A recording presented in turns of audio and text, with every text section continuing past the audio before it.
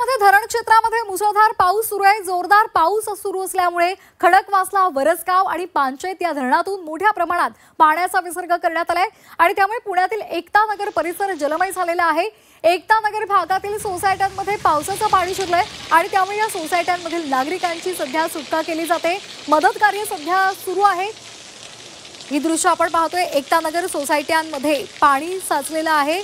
मोठ्या प्रमाणात हा संपूर्ण परिसर जलमय झालेला आहे आणि त्यामुळे तिथल्या नागरिकांना सुरक्षित स्थळी हलवलं जाते।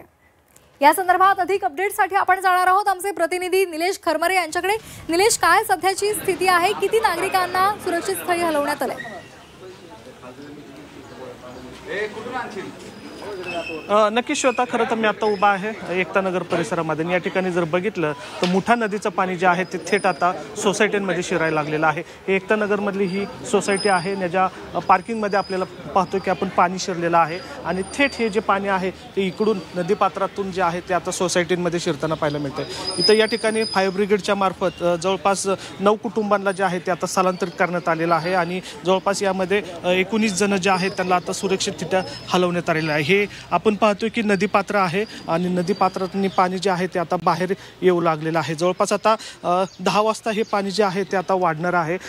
39,000 क्युसेक इतका विसर्ग जो आहे तो आता खडकवासला धरणातून या ठिकाणी करण्यात येणार आहे।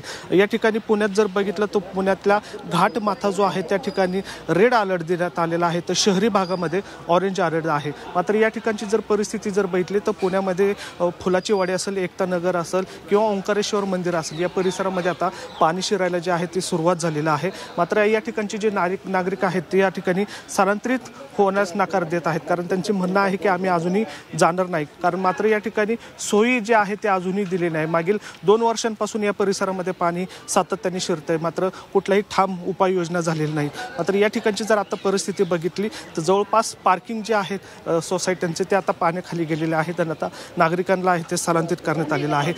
फायर ब्रिगेडचे 3 पथकं जे आहेत ते या ठिकाणी दाखल झालेले आहेत। फायर ब्रिगेड खरं तर रात्रीपासूनच या परिसरामध्ये दाखल आहे, मात्र नागरिक जे आहेत ते या ठिकाणी आता भीतीच्या वातावरणामध्ये पाहायला मिळतात, कारण पाण्याचा जो फ्लो आहे तो सातत्याने वाढताना पाहायला मिळतात आणि आता 10 वाजता जवळपास 39,000 क्युसेक इतका विसर्ग जो आहे तो मुठा नदीमध्ये करण्यात येणार आहे। त्यामुळे साहजिकच आता हे जे पाणी आहे ते सोसायटीमध्ये शिरणार आहे।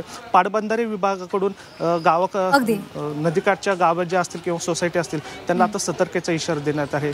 धरण क्षेत्रामध्ये पावसाचा प्रवाह जो आहे तो कायम पाहायला मिळतोय। जवळपास ग्रामीण भागामध्ये जर बघितलं तर भीमाशंकर असेल किंवा मुळशी असेल, मावळ असेल, या परिसरामध्ये जवळपास 300 मिलीमीटरच्या वर पाऊस झालेला आपल्याला पाहायला मिळतोय। मोठ्या प्रमाणात पाऊस झालेला आहे आणि सखल भागांमध्ये पाणी साचलेलं आहे आणि नद्यातून पाण्याचा विसर्ग होणार आहे आणि त्यामुळे अनेक सोसायट्यांमध्ये सुद्धा पाणी आणखी वाढण्याची शक्यता आहे। धन्यवाद दिलेल्या सविस्तर माहितीसाठी।